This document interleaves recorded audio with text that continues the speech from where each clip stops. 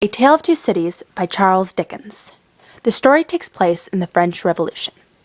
The story begins with a man being locked up for 20 years and then taken to a wine shop. The book then continues with his reconvalescence with his daughter, Lucy Manette.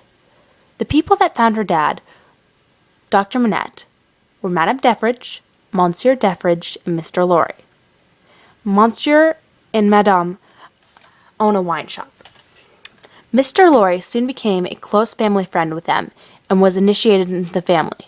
Meanwhile, the Defarges were planning the demise of the aristocracy through the attacking of the Bastille to steal weapons and release prisoners. The book clearly depicts the intricacies of the financial system in France, shown through the massive wealth differences between the rich and the poor, which is the reason why the Defarges want revenge. The rich rode in carriages and could get away with anything, while the poor had no rights. One rich man rode in a carriage and he heard a baby crying, and so he killed him. The poor go to trials and their outcomes are predicted beforehand. Madame Defarge knitted death covers in lieu of the coming battles. She was a very violent person.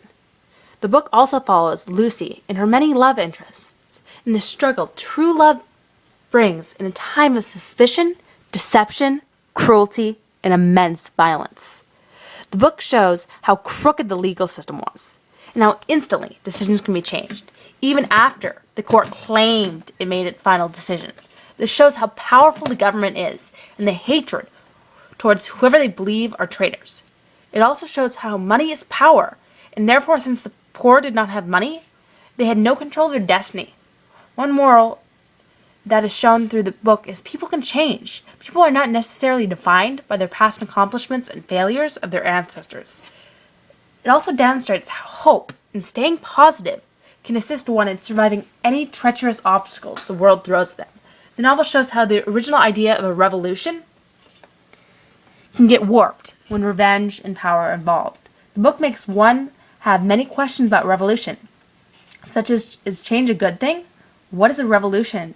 And is it just a governmental change, or is it more than that? How should a revolution occur? The book was written with beautiful language, and the characters just popped out of the... This time period is a very fascinating time period, considering that the poor and the rich switch governmental roles. The poor were originally oppressed by the rich and the king and the monarchy, and they were mistreated, and they had no rights. But then the second the poor became powerful, they oppressed the rich. And so this book clearly demonstrates the downside to revolution. This book is a thought-provoking read with action and drama.